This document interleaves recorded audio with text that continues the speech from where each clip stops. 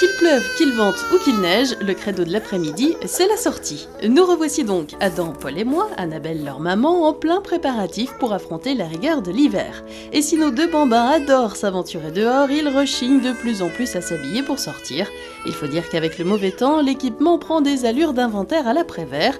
Manteau, bonnet, écharpe, sucette, attache-sucette, chancelière polaire, doudou, il ne faut rien oublier.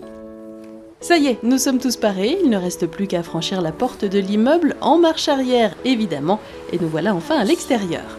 Mais comme le quotidien n'est qu'une succession de surprises, c'est la pluie qui nous accueille.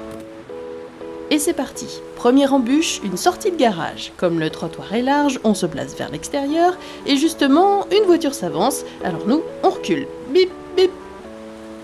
Passez donc, madame. Et c'est reparti.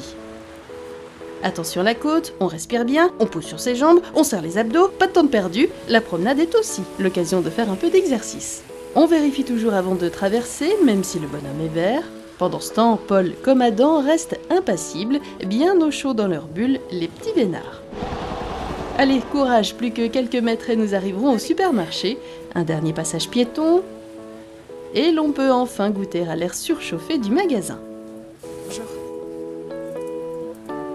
Quelques allées et un passage en caisse plus tard, il est temps de filer à la boulangerie, après avoir soigneusement réemmitouflé nos deux petits bonhommes. D'abord Paul, puis Adam. Attention aux manœuvres dorénavant, le panier est chargé. C'est reparti. Petite promenade par la place du centre-ville, transformée en patinoire pour les fêtes de fin d'année, mais toujours pourvue de ses marches. Oh hiss, il faut soulever le convoi à bout de bras et dans l'indifférence générale. Oui, monsieur, je vous ai vu tourner la tête, pas joli tout ça.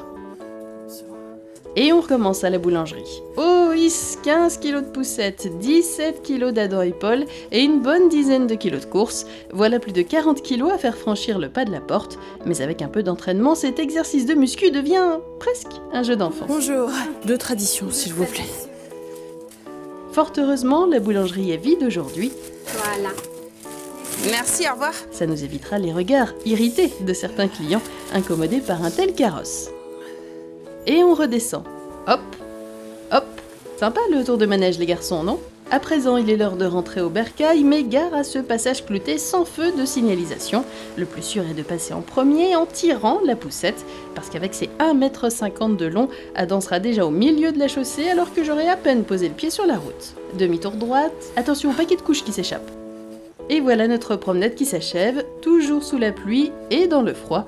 Il y a des jours où l'on est vraiment content de retrouver son chez-soi, surtout lorsque l'heure du goûter approche.